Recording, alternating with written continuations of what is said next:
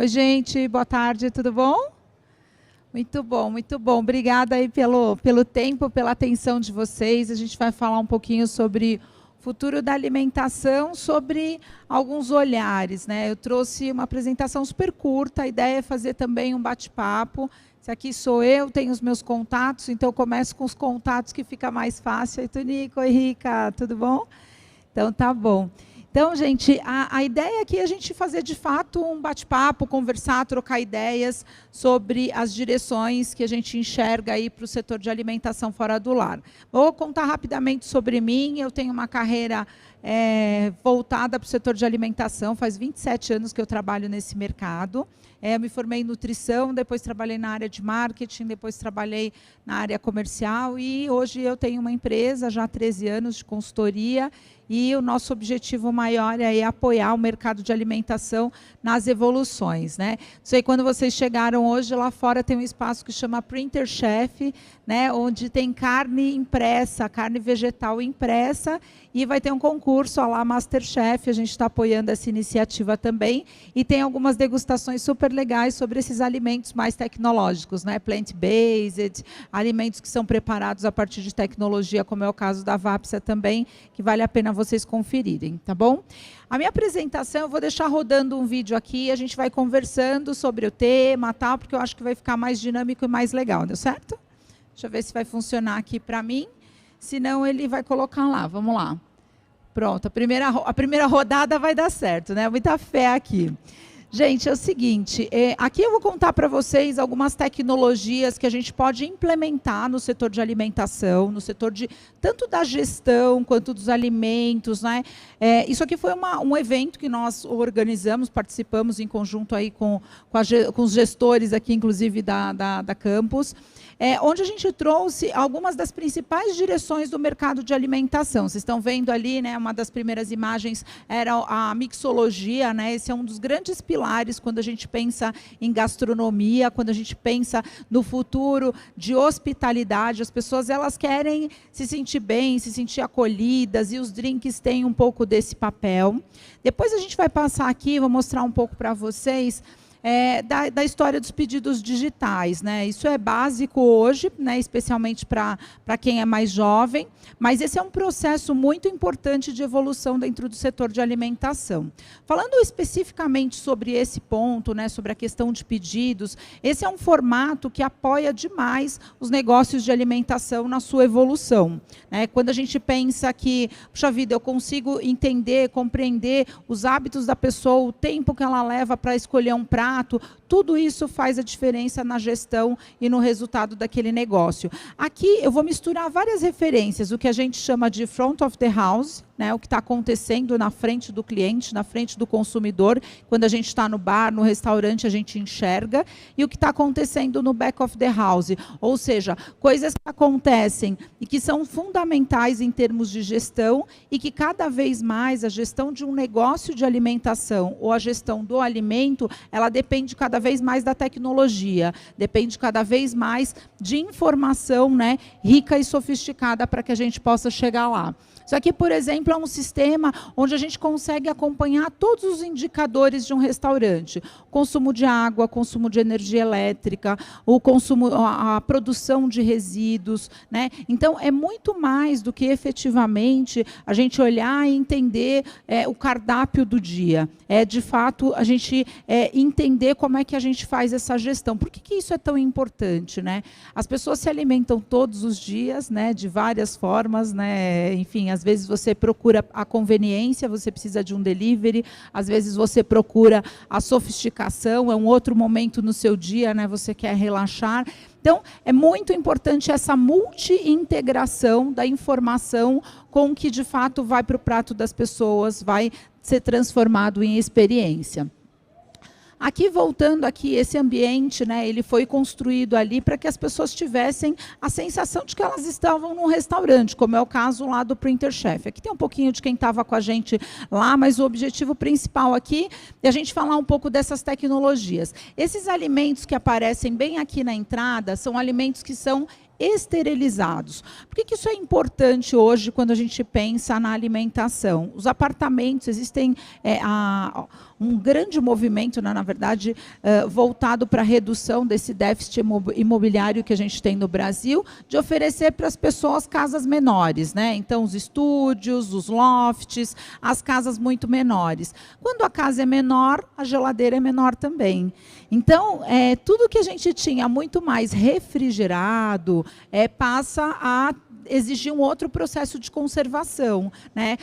E aí, de fato, um alimento que ele é esterilizado, ele é preparado de uma forma tradicional. Então, por exemplo, um estrogonofe que está pronto, ele passa por um processo de esterilização de qualquer tipo de bactéria, não prejudica o sabor, a integridade do alimento, e ele ganha uma validade, ele ganha uma vida útil muito maior.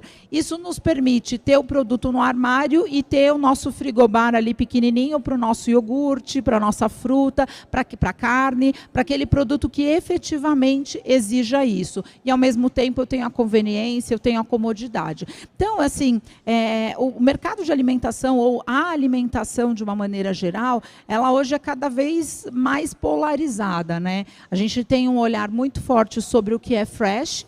Eu quero fresco, eu quero produzido na hora, eu quero alguma coisa que foi produzido muito perto da minha casa, mas, ao mesmo tempo, nós temos demandas da nossa vida que nos exigem, né, essa facilidade, né, e exigem tudo isso. Então, a gente vai comentando aqui um pouco mais sobre essas referências. Uma outra questão aqui, por exemplo, esse aplicativo aqui, dentro de cada uma das geladeiras desse espaço, e num restaurante, a parte de cadeia de frio, que a gente chama, que são as geladeiras, as câmaras, elas têm um papel muito importante, porque elas estão conservando os produtos que alguém vai consumir depois. Esses dispositivos que, na verdade... Está cruzando aqui para mim, não sei se para vocês, mas para mim tá. Esses dispositivos, eles asseguram uma informação para uma central e ela faz todo o mapeamento, né, da variação de temperatura daquele equipamento. Por exemplo, quando vocês vão num supermercado, num hortifruti, quantas geladeiras tem ali, né? Quantos expositores tem ali? E pela legislação, você, como dono de um restaurante, você, como dono de um negócio, você tem que manter aquilo ali, né, em perfeitas condições. Então, quando a gente pensa que eu tenho um dispositivo que está ali dentro e que está transmitindo informação, parece hoje essencialmente básico, né? Mas não é a realidade da grande maioria dos estabelecimentos ou dos negócios. Isso faz a diferença para o consumidor, faz a diferença para o negócio em termos de gestão. Aí, depois aqui, vou trazendo aqui alguns outros pontos. Eu acho que um outro ponto assim, bastante importante, sem dúvida, é a questão da experiência, né? Então, quando a gente pensa também em alimentação, é um conjunto de elementos que vão construir uma experiência. Às vezes a experiência, eu quero alguém me recebendo, como a gente é recebido aqui na campus, né? Oi, que bom, né? Toma aqui sua credencial e tem toda essa energia bacana e tudo mais. Mas muitas vezes eu não quero isso. Nesse espaço a gente tinha uma robô fazendo o papel de hostess. Então você ia lá, você colocava seus dados e ela dizia para você, olha, você vai esperar 15 minutos. Oi? Para de passar o vídeo? Está incomodando? É porque ele vai trazendo os elementos para a gente ir conversando. Uau. Vou parar aqui. Para um minutinho, consegue parar? Pronto. Deu certo? Pronto. Melhor? Então tá, já eu peço para voltar de novo, senão eu me perco aqui na apresentação. Vamos lá. Então, a gente estava falando sobre experiência, né? Sobre a importância da experiência para as pessoas. E aí, como é que a gente faz, né? Integrar elementos de tecnologia, como, por exemplo, um robô hostess, onde eu chego e eu coloco meus dados e eu sei que eu vou esperar 5 minutos, 10 minutos ou 1 hora pela minha mesa, vai fazer toda a diferença. De novo, puxa vida, isso é muito básico. Não é básico na grande maioria. Isso interfere na nossa experiência, naquele momento que a gente vai ter lá naquele espaço, sem dúvida. Quando a gente fala também, né, de experiência, nós temos que pensar na origem dos alimentos. Esse é um ponto muito, muito, muito importante. A gente se preocupa recentemente, né, acho que na última semana, uma empresa foi, né, assim, super exposta na mídia porque tinha um problema de contaminação de um ingrediente, de um componente, né, de uma maionese que era produzida pela empresa. Só aí que a gente para se preocupar, né, só quando a gente vê uma situação assim tão grave, né, que a gente para se preocupar com esse nível de detalhe. Todo dia, quantas refeições vocês fazem fora de casa? Cafezinho, sorvete, né? Quase todas, né? É verdade. Às vezes a gente sai de casa de manhã e faz todas as 5, 6, às vezes, né? Se tem reuniões, a gente para muitas vezes para fazer as reuniões.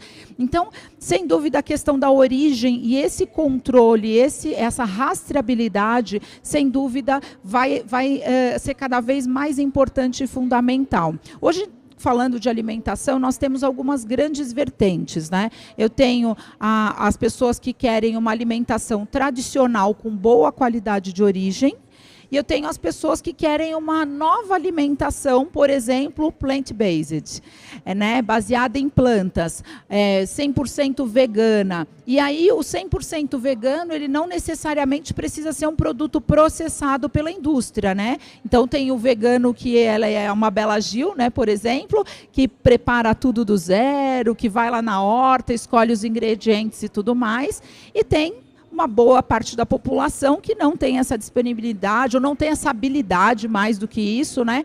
E vai lá e vai buscar alternativas, e por isso a indústria também traz. Então a gente tem duas grandes forças, né? Eu não sei vocês, mas a sensação que eu tenho é que eu nunca vi tanta hamburgueria e churrascaria nascendo depois que as pessoas se disseram, não, eu sou vegano, né? Porque contra toda a tendência existe uma contratendência, né?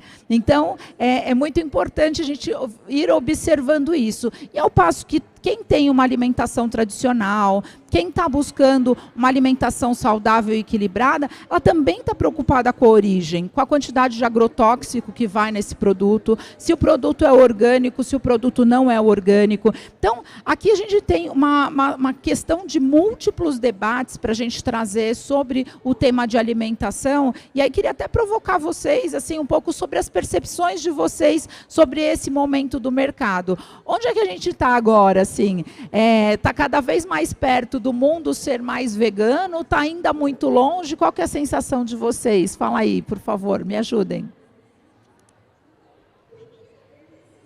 Se você... Quando a gente olha, eu vou repetir o que ela está dizendo para poder estar transmitindo, né?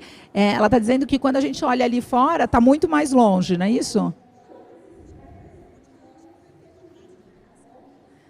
Quando a gente olha que a praça de alimentação do evento ainda está mais longe. As pessoas, né, claro que quando a gente sai de casa, e muitas vezes a oferta que está estruturada no mercado, ela ainda é uma oferta mais tradicional, né? E aí talvez ela não atenda a boa parte da população. Acho uma ótima provocação.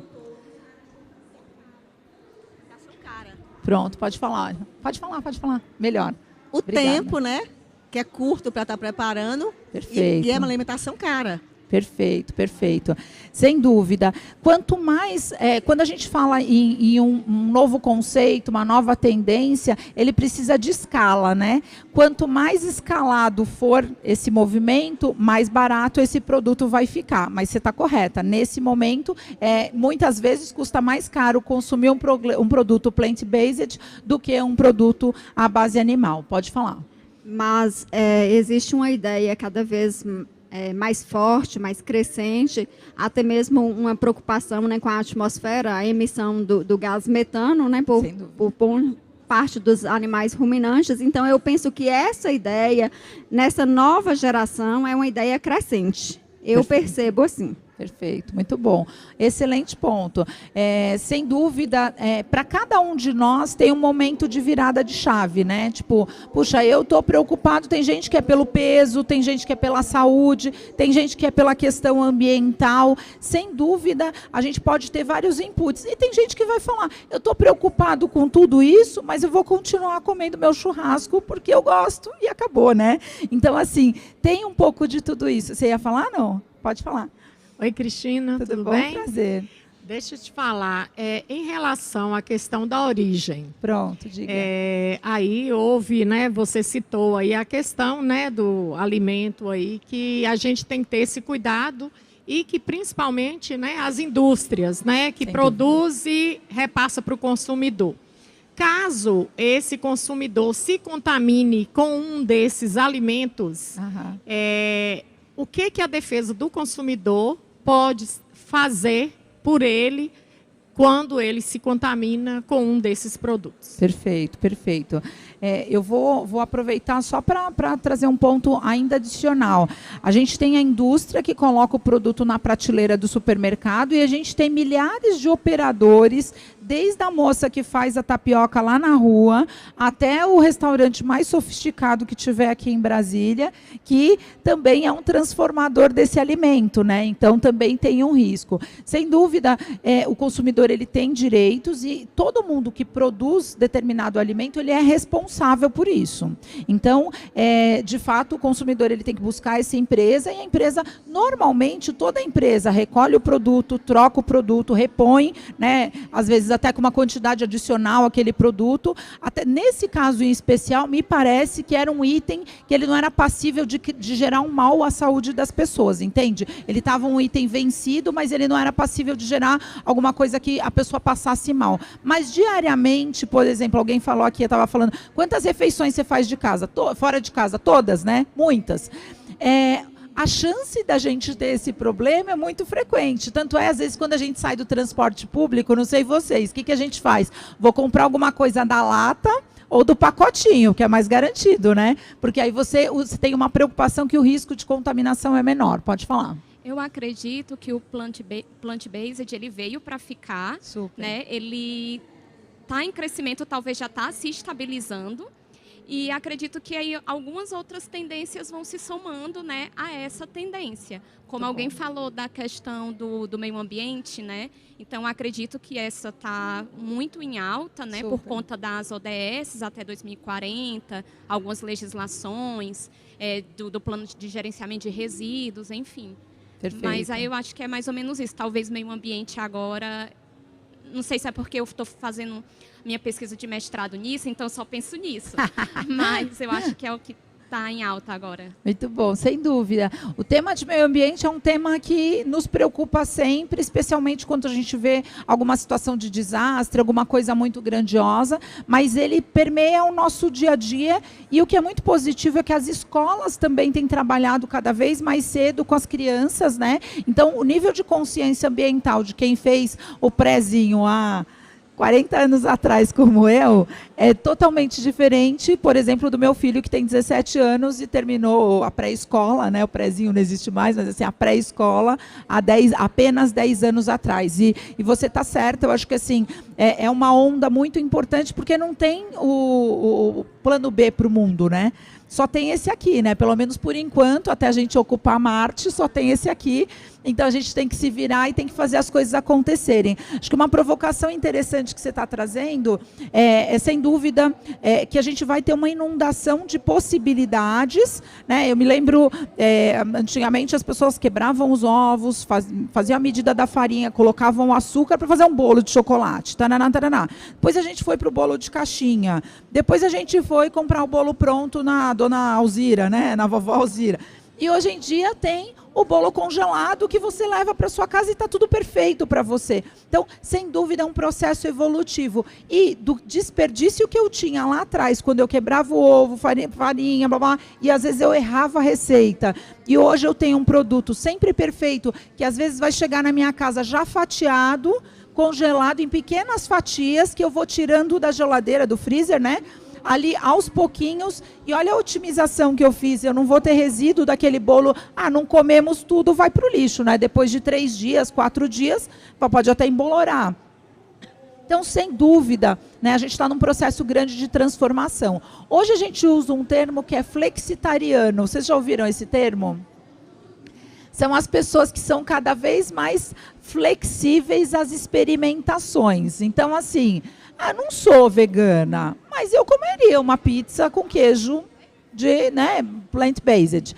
Eu não sou vegana, assim, né, convicta, mas eu vou na loja de café, lá na cafeteria, e eu peço um café, mas hoje eu quero com leite vegetal. Por quê? As empresas também estão melhorando esses produtos a ponto da gente ter uma experiência muito semelhante à que a gente tem com o produto animal. Então, por exemplo, vou dar um exemplo do leite que é feito à base de aveia, ele tem espuminha de fato. Quando coloca ali no café, ele faz a espuma. Então, isso traz, sem dúvida, para a pessoa uma sensação e experiência. Mas essa experiência, essa sensação é importante para mim. Que quando eu era criança, eu tomava leite de base animal. Hoje, o leite de base vegetal... eu vou pedir, por favor, você pode parar o vídeo aqui? Pode parar. Entrou de novo, sem querer. Não? Ah, obrigada. Obrigada, tem água aqui. Obrigada. Achei que você queria que parasse o vídeo. Obrigada. A referência das pessoas mais jovens que começarem a se alimentar tendo aquele item como uma referência, ele não precisa mais que o leite, né, plant-based, ele imite o leite animal, né, ele imite o leite de vaca, de cabra, ele não tem mais essa responsabilidade. Então, sem dúvida, a gente está num momento muito forte de transição da nossa alimentação, se questionando sobre muita coisa. A nossa longevidade aumenta a cada dia. Então, há 20 anos atrás, a expectativa de vida não passava dos 68 anos, 73, 75. Hoje a gente fala em 82 anos. Para uma população como a do Brasil, esse número é um número incrível, é maravilhoso. Só que para viver tudo isso, a gente precisa de duas baterias, né?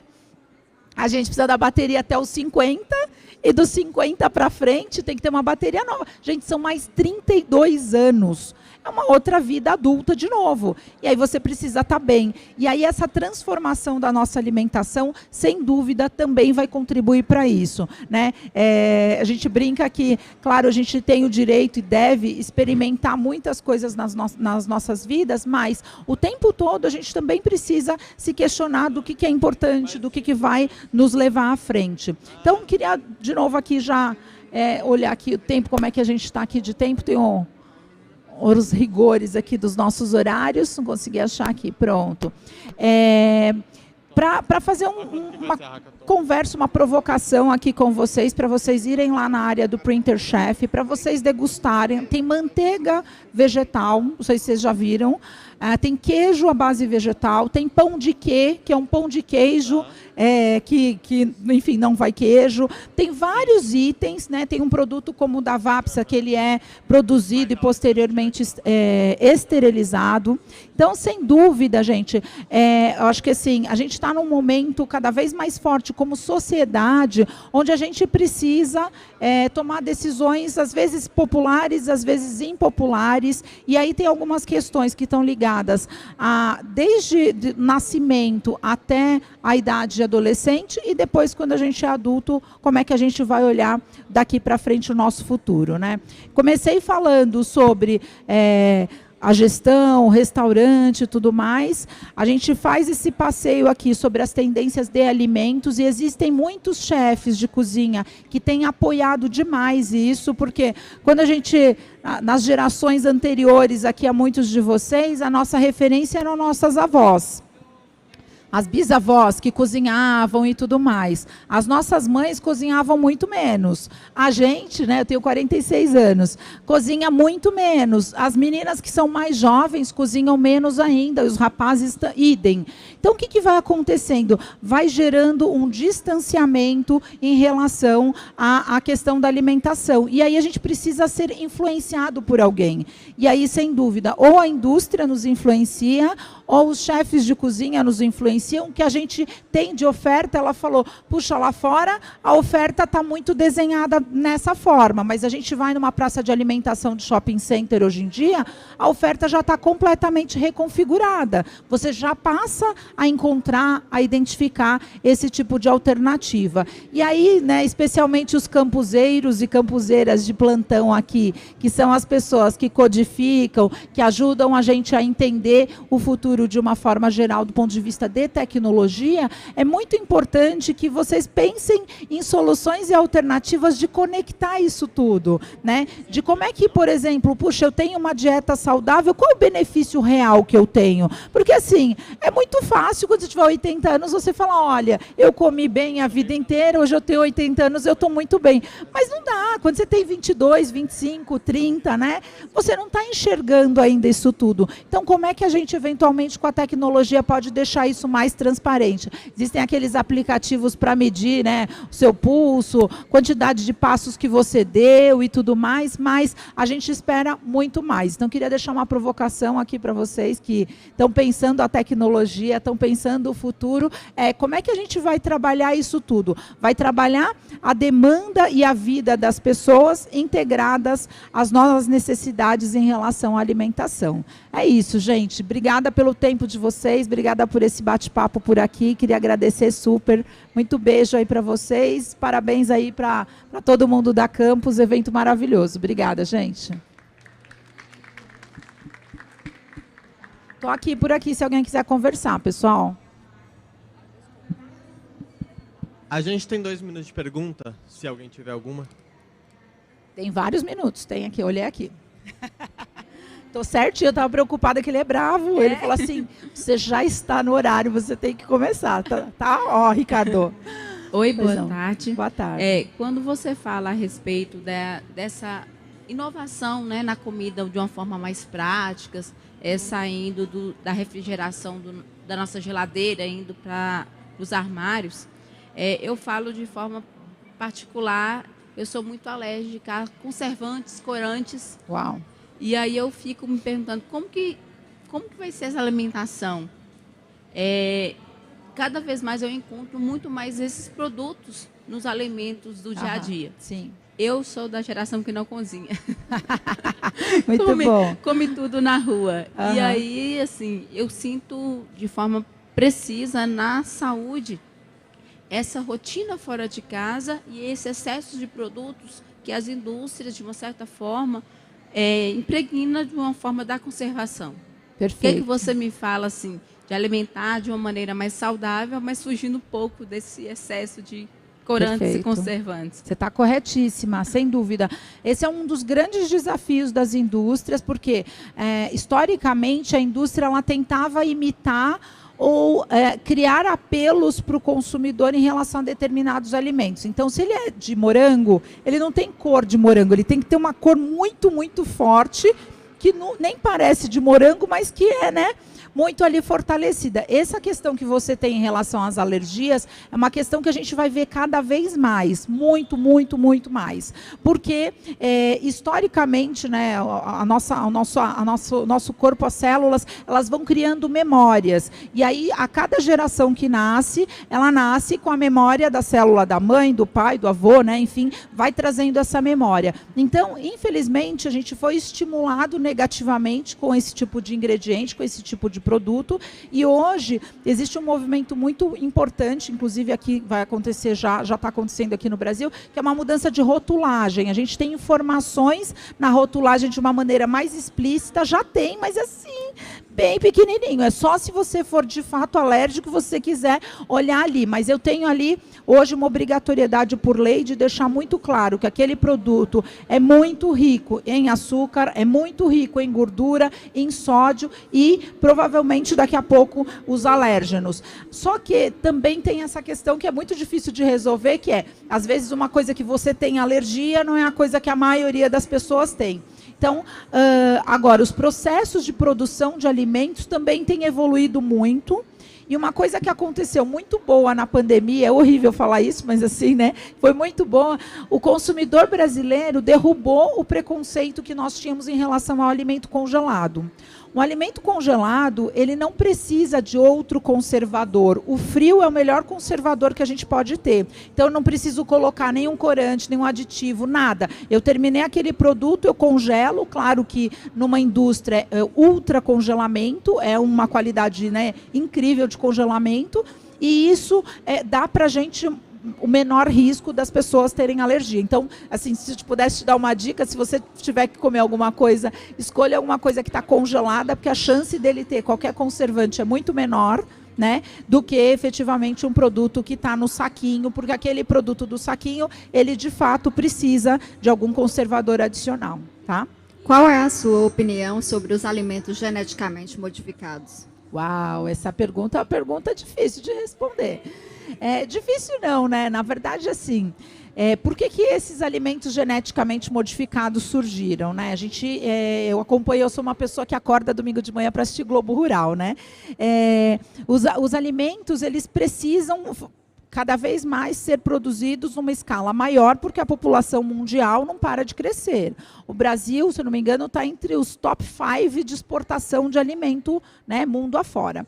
Então, para aquele alimento durar mais, né, ou para aquele alimento ser mais resistente a uma praga, um inseto, foram feitos cruzamentos. Esses cruzamentos podem ter sido naturais, né, tem a história de fazer os enxertos, ou geneticamente modificado. Sinceramente, é muito difícil a gente pensar, saber a longo prazo o que isso vai causar nas pessoas. Eu, particularmente, sou uma pessoa que eu não uso nem Tupperware de plástico no micro-ondas, com uma preocupação de migrar em moléculas que são nocivas à saúde para o alimento. Eu sempre uso vidro. Então, assim, não sou radicalmente contra, mas se eu sei que aquele alimento é geneticamente modificado, eu evito.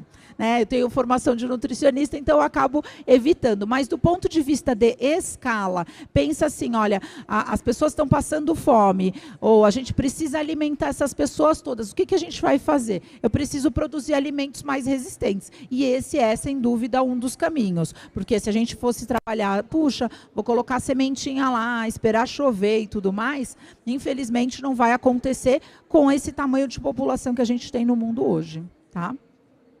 É isso. É isso, gente. Tudo bem? Deu tempo? Olha lá. Ele é na hora. Gente, super obrigada aí de novo. Beijo grande. Deixei meus contatos no começo, mas podem me chamar. Eu vou ficar aqui pela campus hoje. Obrigada. Beijo.